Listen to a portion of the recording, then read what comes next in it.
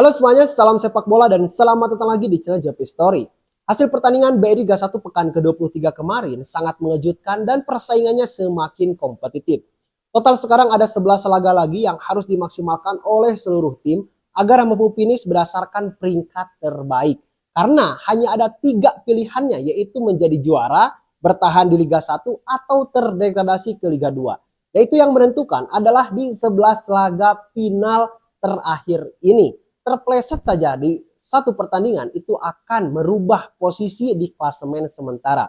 Nah, pada konten kali ini saya akan share kepada kalian seperti apa klasemen akhir di pekan ke-23 dan fakta menarik apa yang terjadi di pekan ke-23. Namun, sebelum saya lanjutkan, saya ingatkan kepada kalian, jangan lupa like-nya jika Anda menyukai video ini, tekan tombol subscribe-nya jika Anda belum, dan tuliskan pendapat Anda di kolom komentar. Mari kita lihat dulu ya klasemen sementara BRI Liga 1 2024-2025 sampai pekan ke-23 kemarin. Nah, di pekan ke-23 hasilnya adalah Persib Bandung tetap ya memimpin klasemen sementara dengan 50 poin. Hasil imbangnya di kandang Persija Jakarta ini membuat Maung Bandung ya tidak terpengaruh lah dengan hasil imbangnya karena mereka masih memimpin klasemen dengan 50 poin. Nah, di peringkat kedua ini ada Persebaya Surabaya. Akhirnya nih Persebaya Surabaya mampu menang juga setelah dalam laga berturut-turut mereka itu tidak mendapatkan poin maksimal ya. Nah, di laga melawan PSBS Biak mereka berhasil mendapatkan kemenangan meskipun masalah utama dari Persebaya Surabaya masih belum terpecahkan, yaitu efektivitas dalam memanfaatkan peluang menjadi sebuah gol ya. Karena skornya pun ini hanya 1-0. Nah, di peringkat ketiga ini ada Dewa United. Sangat mengejutkan, Dewa United harus kalah dari Madura United yang Madura United itu berada di zona degradasi. Nah ini ya, sepak bola itu tidak melulu ya berbicara tentang keindahan atau siapa yang akan menjadi pemenangnya. Karena di dalamnya ada taktik, ada strategi. Bahkan saya menyebut di konten sebelumnya bahwa sepak bola pun itu butuh keberuntungan. Nah, pada laga Dewa United melawan Madura United, Dewa United agak sedikit tidak beruntung menurut saya. Karena ya seperti biasanya mereka bermain terbuka, menguasai bola 1-2 sentuhan gitu ya. Dan banyak juga peluangnya ya, tetapi itulah sepak bola yang saya katakan tadi bahwa dalam sepak bola pun butuh keberuntungan. Nah, Madura United mempunyai kepercayaan diri yang sangat luar biasa karena mampu mengalahkan Dewa United dan ya, harapannya ya ke depan Madura United pun mampu tampil lebih baik lagi dan bisa meninggalkan zona merah gitu ya. Nah, di peringkat keempat ada Persija Jakarta. Hasil imbangnya melawan Persib Bandung membuat mereka mempunyai tambahan 1 poin dari 39 menjadi 40. Tetapi secara peringkat justru malah turun ke peringkat 4 klasemen sementara karena digeser oleh Persebaya Surabaya yang menang dan mendapatkan 3 poin. Nah, dan ya kemungkinan posisi dari Persija Jakarta ini itu akan tetap dan bisa saja tergeser oleh Bali United karena Bali United itu sekarang berada di peringkat kelima klasemen sementara dengan 38 poin. Kalau misalnya Bali United kemarin menang ya melawan Malut United, kemungkinan ya Bali United juga akan berada di 4 besar karena secara head to head ya Bali United ini ternyata unggul dari Persija Jakarta ya, mereka punya selisih gol yang lebih banyak lah daripada Persija Jakarta. Nah, ini ya untungnya gitu ya Bali United kemarin itu gagal menang ya melawan Malut United dan hanya mendapatkan hasil seri. Dan dengan hasil serinya Bali United itu tetap berada di peringkat kelima dengan 38 poin. Di peringkat ke-6 ini diisi oleh Borneo FC. Ya, Borneo FC menang secara dramatis ya dari Barito Putra dengan skor 2-1. Matius Pato lagi-lagi yang menunjukkan kualitasnya dan performanya bisa terbilang sangat harus diwaspadai oleh seluruh tim yang bertemu dengan Borneo nanti. Karena ini striker predator yang sangat begitu luar biasa. Bahkan sempat menjadi top skor pun ya di era Liga 1 2022-2023. Nah, di peringkat ke-7 ini ada Arema FC menang besar ya Arema FC atas PSS Sleman dengan skor yang begitu telak itu 6-2. Mungkin ini adalah kemenangan terbesar ya Arema FC di Liga 1 musim ini ya. Menang 6-2 ini sangat begitu meyakinkan. Dalberto mencetak 2 gol dan dengan 2 gol itu Dalberto mengoleksi golnya itu sampai dengan pekan ke-23 ini sudah 12 gol dan masih memungkinkan gitu ya untuk melewati golnya Alex Martin ya asalkan di pertandingan selanjutnya ini tetap konsisten mencetak gol. Lalu di peringkat 8 ini Persita Tangerang dengan 35 poin. Di peringkat ke-9 Malut United 33 poin juga. PSM Makassar ya yang terus mengalami penurunan performa, mereka pun tidak gagal menang di 3 pertandingan terakhir. Dan dengan hal tersebut PSM Makassar ini berada di papan tengah dengan 33 poin. Lalu juga PSPS Biak ya tetap berada di peringkat ke-12 dengan 29 poin. Barito Putra di peringkat ke-13 dengan 22 poin, PSIS Sleman ya di peringkat 14 dengan 22 poin. Lalu juga Semen Padang di peringkat ke-15 dengan 20 poin. Madura United masih berada di zona degradasi meskipun menang ya dari Dewa United dengan 20 poin. Lalu juga PSIS Sleman ini harus masuk juga ke zona degradasi setelah dibantai oleh Arema FC dengan 19 poin juga. Lalu juga Persis Solo ya gagal menang di pekan ke-23 dengan hasil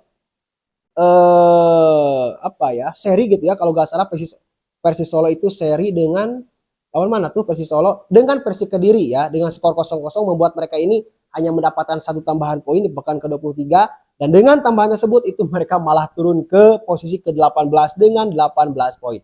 Nah, tetapi jika melihat ya gitu ya perolehan poin dari peringkat kedua khususnya sampai dengan peringkat ke-18 ini masih bisa memungkinkan setiap tim untuk terus gitu ya memaksimalkan peluangnya agar mampu mencapai peringkat terbaik di akhir musim nanti. Dan untuk Persib Bandung ini sangat begitu nyaman sebenarnya untuk Persib Bandung, tetapi masih ada 11 laga final yang harus mereka tuntaskan.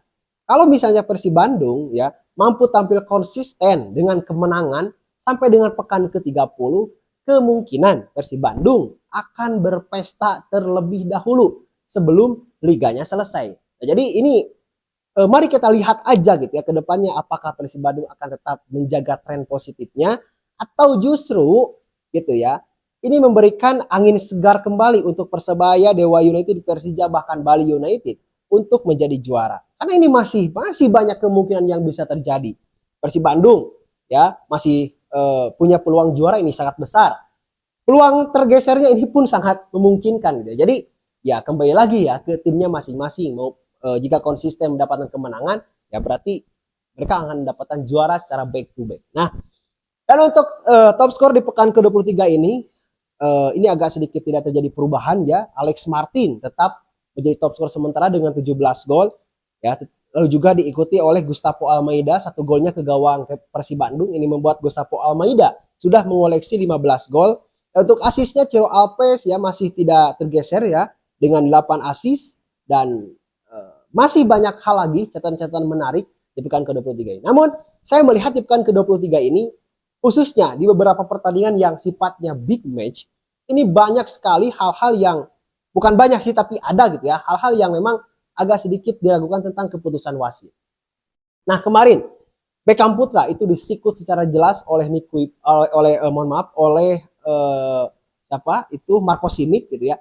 Tetapi wasit hanya memberikan kartu kuning. Padahal gitu ya kasusnya itu mirip dengan yang dilakukan oleh Ricky Kambuaya ya kepada pemain dari Madura United. Tapi ini wasit agak sedikit entah kenapa ya wasit VAR-nya tidak mengontek gitu ya wasit yang ada di lapangan, karena wasit yang ada di lapangan itu tidak bisa langsung mengajukan oh ini boleh gak dilihat oleh VAR, gak bisa gitu ya. Hanya wasit VAR yang menentukan apakah ini layak untuk direview atau tidak. Dan tapi di kasus kemarin yang dilakukan oleh saya lupa lagi gitu ya, oleh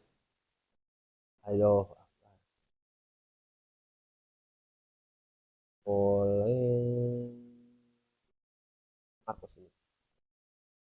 Tetapi yang kemarin yang dilakukan oleh Marco Simic ini tidak direview sama sekali. Padahal itu menurut saya itu adalah jenis pelanggaran yang sangat berat dan berpotensi mencederai lawan. Dalam kasusnya tersebut adalah mencederai Beckham Putra. Nah, ini agak sedikit dipertanyakan gitu ya. Lalu juga selain itu pun terjadi keributan di laga Persib Bandung melawan Persija Jakarta, yang mana banyak sekali bobotoh yang ternyata banyak bobotoh yang hadir ke stadion dan itu menjadi sasaran pengeroyokan di stadion. Dan wow, itu harus sangat berhati-hati ya teman-teman, jika memang ada yang kasus seperti itu ya janganlah ya. Justru kita itu harus memberikan contoh teladan kepada seluruh pecinta sepak bola dan supporter sepak bola di Indonesia agar ya lebih apa ya mindsetnya dan zamannya ini kan sudah zaman modern gitu ya, gak Gak usah ada ribut-ribut, yang penting persaingannya sehat, ya, dilakukan secara fair play, udah gitu, ya.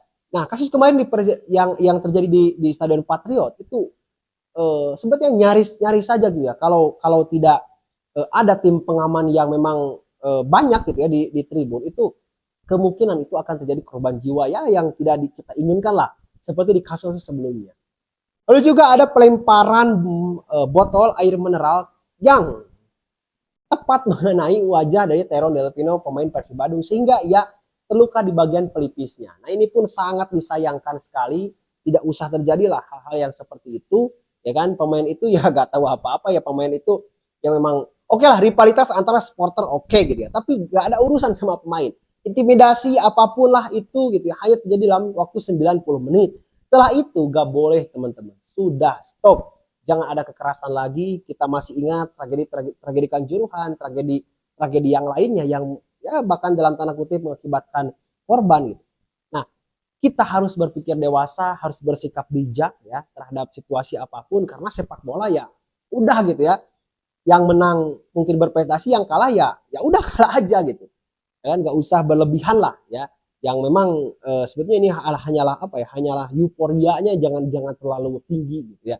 Oke, kita bersaing, tapi jangan terlalu berlebihan gitu ya, sehingga merugikan banyak orang. Nah, itu yang bisa saya sampaikan, dan hasil di pekan ke-23 ini bukan hasil yang final ya, tidak sama sekali, tapi informasi ini semoga ya bermanfaat ya, karena saya spesial ya merangkum di pekan ke-23 ini untuk kalian semuanya. Terima kasih, kita berjumpa lagi di konten selanjutnya. Salam sepak bola.